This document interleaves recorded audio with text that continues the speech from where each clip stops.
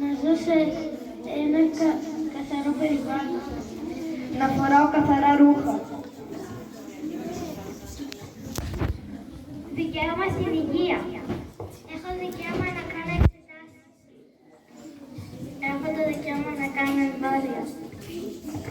Έχω το δικαίωμα να πηγαίνω στον γιατρό για να γίνω καλά.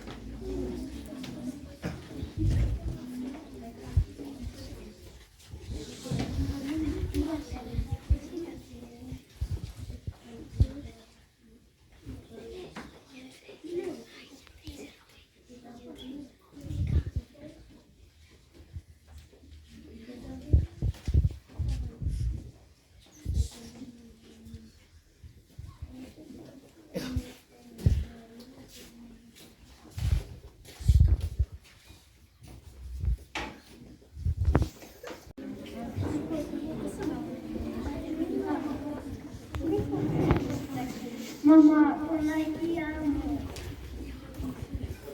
Άντρα, το παιδί μας αρρώστησε, πονάει πολύ. Τι να κάνουμε, φτιάξε καμιά σούπα, βάλε πετσέτα στο κεφάλι της και αυτά. Θα κάνω ό,τι μπορώ.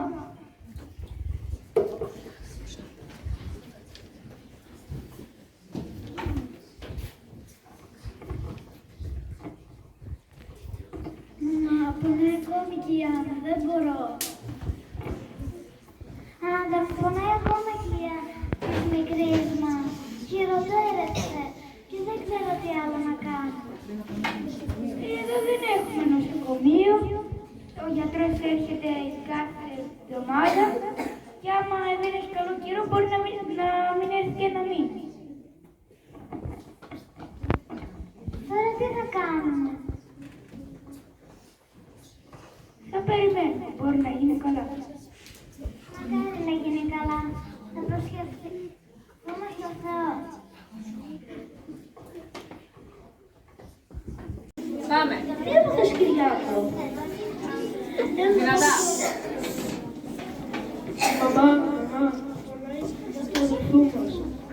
Πάμε στο κρεβάτι να δούμε αν έχει πυρετό.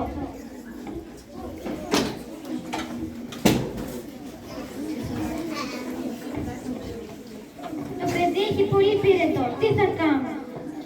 Το ξέρω, δεν υπάρχουν νοσοκομεία στην πόλη μας. Δεν έχουμε δικαίωμα στην υγεία. Λέω να πάμε στο Γέροντα. Γέροντα, τι θα κάνουμε, το παιδί μας πεθαίνει. Στο διπλανό σπίτι ήδη 2 παιδιά έχουν πεθάνει. Είμαστε πολύ άτυχοι. Δεν υπάρχουν νοσοκομεία. Προσευχηθείτε στο Θεό να γίνει καλά το παιδί σας. Οι γιατροί στην πόλη μας δεν έρχονται συχνά εδώ. Τα παιδιά μας πεθαίνουν και από μία απλή γρίπη.